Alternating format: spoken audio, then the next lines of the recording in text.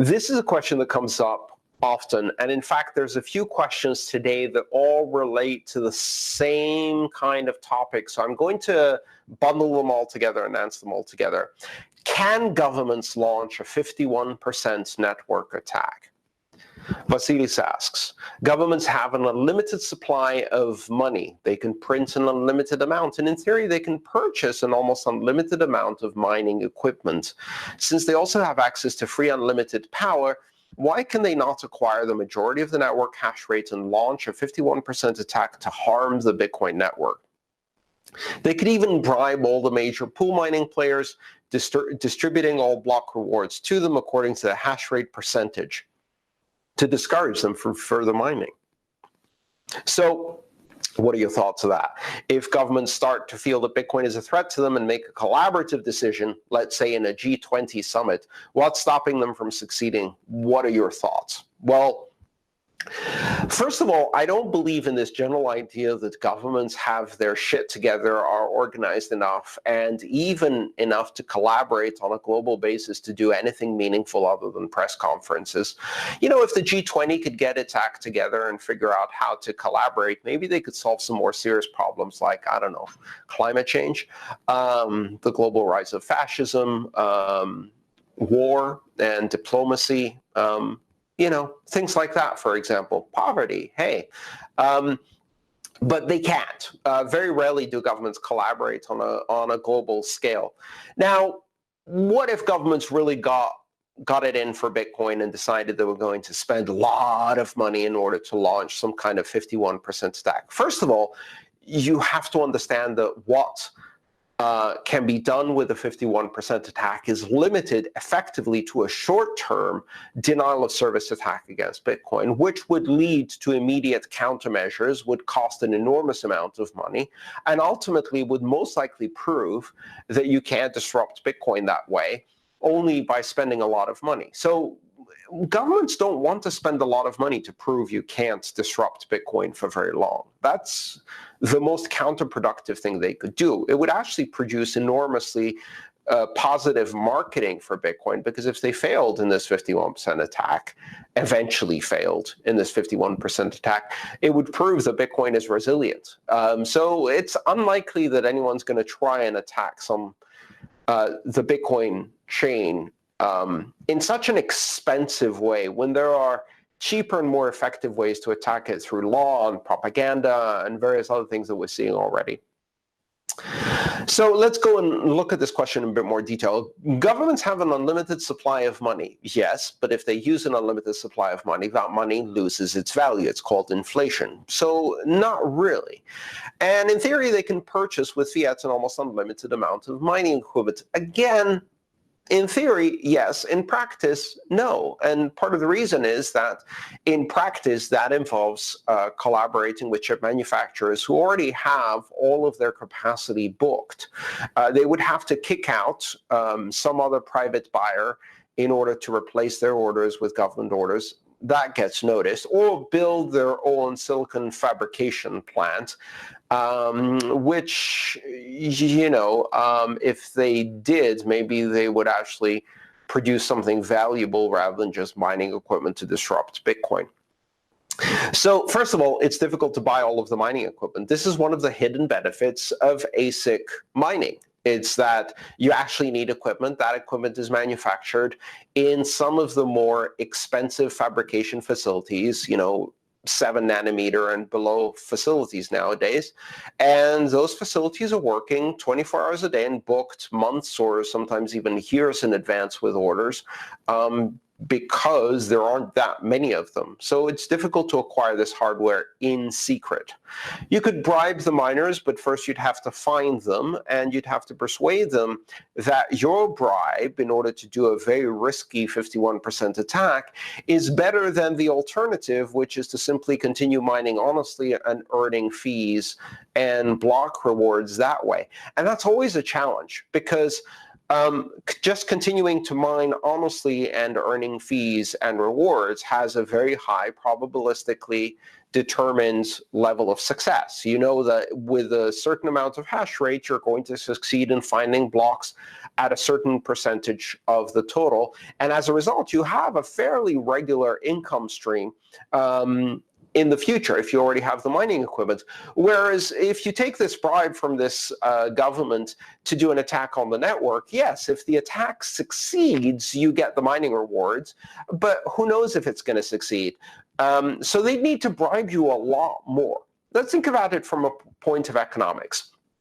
If you have guaranteed returns at a certain percentage of blocks simply by continuing to mine honestly, and then you have risky returns by doing an attack against network consensus that may fail, then that risk has to be incorporated into the bribe that they will pay you, which means that the bribe has to be more expensive than the block rewards that you would otherwise earn by a certain percentage that represents the risk of the attack failing and you not actually getting paid the bribe. Oh, well, that makes it more expensive for someone to bribe than to simply use that money to buy equipment to mine honestly. And again, these are the profit incentives that exist in every case. So could the government launch a 51% network attack? Theoretically, yes. In practice, it's a very, very expensive effort with a very low probability of success that may backfire incredibly badly and is far too expensive compared to all of the other ways you could attack the network, which include, for example, making the capital gains reporting so onerous that no one's going to do retail transactions, as has happened in the United States. Sending threatening letters from the IRS, as has happened in the United States. Making criminals out of anyone who purchases Bitcoin, or persuading the banks to shut down the bank accounts, as has happened in India, et cetera, et cetera, et cetera. So the reason governments haven't tried a 51% attack is not because they can't afford it, not because they can't try to pull it off. It's because they understand that it's the least likely to succeed of all of the other strategies, and they're trying all of the other strategies instead. Question from Matt. If all it takes is electricity to attack a proof-of-work network, then isn't delegated proof of stake a more secure way of reaching consensus?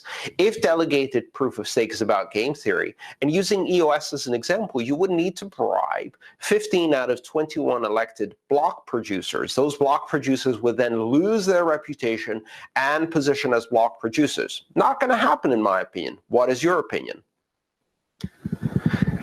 My opinion is that the fundamental difference between bribing miners and bribing block producers is in the beginning of your question, where you say, if all it takes is electricity to attack proof of work. It's not all it takes. All it takes is electricity and hardware brought together at the right time in the right place with the right incentives, and that is an incredibly difficult thing to do. And in a delegated proof of stake system, all it takes is money to bribe the producers. And the risk of pulling off an attack is their reputation only, but not monetary risk. In a proof of work system, it takes a lot of money to bribe the existing miners or buy electricity and mining equipment, but the risk is not limited to reputation. It's also the risk of losing the money you spend on energy. Because no matter what you do in a proof of work system, if you attack the system, you will have to spend the energy again to at least the same extent that you spent the energy the first time you mined blocks in order to rewrite history. The cost of rewriting the past in a proof of work system is the same as the cost it took to write it in the first place. A bit less because you have more efficient equipment, but that's marginal. Whereas the cost of rewriting history in a delegated proof of stake system is zero. As long as you collude, then the cost of the producers colluding is zero. They can rewrite their history all the way back to the beginning, and they don't lose anything.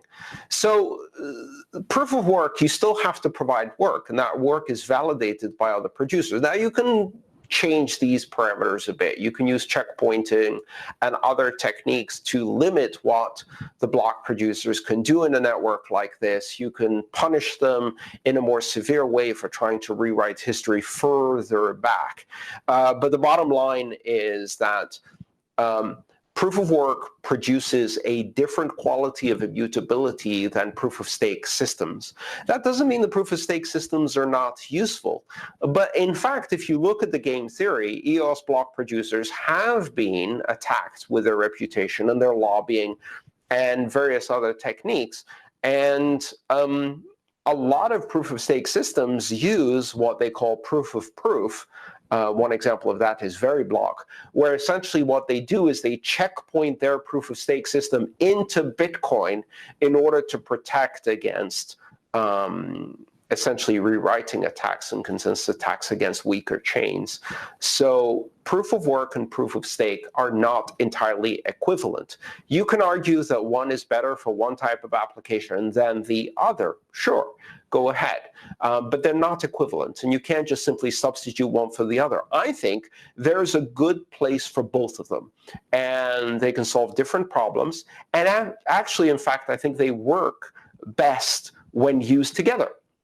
So you can checkpoint a proof of stake system in a proof of work. You can use a proof of work system to underpin the security of many other chains, as is done today with proof of proof systems in Veriblock. Tim Wright asks, are chain locks just hype or something interesting? Today, an altcoin called Dash activated chain locks, which they claim makes 51% attacks virtually impossible and makes their blockchain arguably as secure or more secure than the Bitcoin blockchain. Zcoin have already announced that they will be copying chain locks too. Do you think there's anything worthwhile in this tech, and how does it differ from checkpoints? Could Bitcoin adopt chain locks? There's a follow-up comment from Jack saying, it sounds like a bit checkpoints based on masternode voting. Yeah, that's exactly what it is. So let's explain the technology a bit. In a system like Dash, there are essentially two layers of consensus. There's proof of work. There's a proof of stake system that operates through the masternodes. And in a proof of stake system that operates through the masternodes, in order to operate a masternode, you need to have, I believe it's 1,000 Dash in order to operate one of these masternodes. So there's many of these, and these masternodes have a special status within the system. Chain locks are checkpoints. Essentially what they do is they vote on a specific block being the head of the current chain, and as long as the masternodes all see that block as the head of the chain, a certain percentage of them can vote, and once it's received 60% of the votes, I think, then that's checkpointed, meaning that all of the nodes in the system will reject any blocks that are not children of that block. So they will refuse to reorganize the chain. Now, essentially what that does is it creates a hybrid proof of work, proof of stake system. You can't attack the proof of work with a 51% attack because the masternodes are checkpointing with a vote using threshold signatures. And once 60% of them agree on the current state of the chain, that locks in that chain with a checkpoint. So it's a novel and interesting way to do a hybrid proof of work, proof of stake system. And yes, it will make 51% attacks much harder on that particular chain. In fact, if you want to do a 51% attack, you actually have to do a 60% attack where you either compromise the code running on the masternodes or you put enough stake, which probably wouldn't be possible, to run 60% of the masternodes yourself. I think at current rates, that would be like $300 million. So that's not feasible. So why is Dash doing it? The primary reason Dash and Zcoin are doing it is because we've seen again and again and again that systems that have proof of work that has enormous hash rates and uses ASICs like Bitcoin are very difficult and expensive to attack with a 51% attack, so they're not attacked. But systems that have lower hash rate or that have hash rate that depends on GPUs, not ASIC-based mining, then people can switch GPU mining from other chains and attack a chain that's a bit weaker in its hashing power quite effectively. We've seen 51% attacks against Ethereum Classic. We've seen, I believe Zcoin had a 51% attack at some point. We've seen attacks against a number of other chains. And this isn't, I'm not attacking these chains by saying this. It just means that proof-of-work systems are indeed vulnerable when the chains are brand new and they don't have enough hashing power to make it prohibitively expensive. So a chain can only be secure with proof-of-work if the cost of attacking it far, far exceeds the potential benefits of attacking it. It's a game theory system. So if the cost of attacking it doesn't exceed the potential gains, then it will and does get attacked. And we've seen this happen again and again on weaker chains. We haven't seen it happen in Bitcoin. So in that case, if you have a chain that doesn't have enough hashing power to really make it completely cost ineffective to attack, then you need something else to buttress that. And that's essentially what Chainlocks is doing here. It's a hybrid proof-of-work, proof-of-stake system.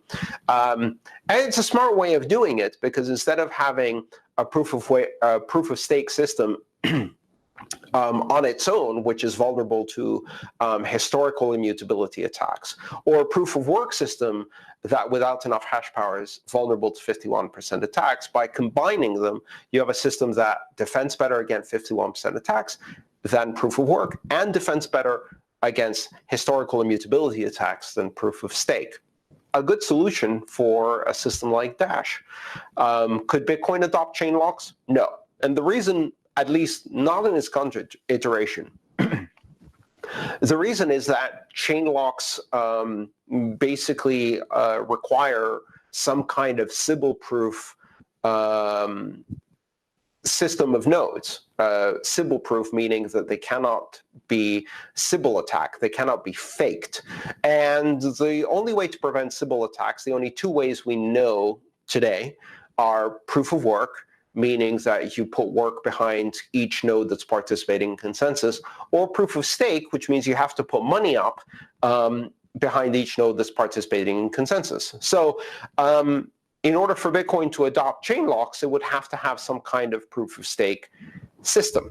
Interestingly enough, because Lightning nodes deposit a bunch of money in payment channels and use that money, which is locked into it, to transactions to earn fees and things like that, this is the kind of things that could cause the emergence eventually of a proof-of-stake system. But that's a much longer conversation.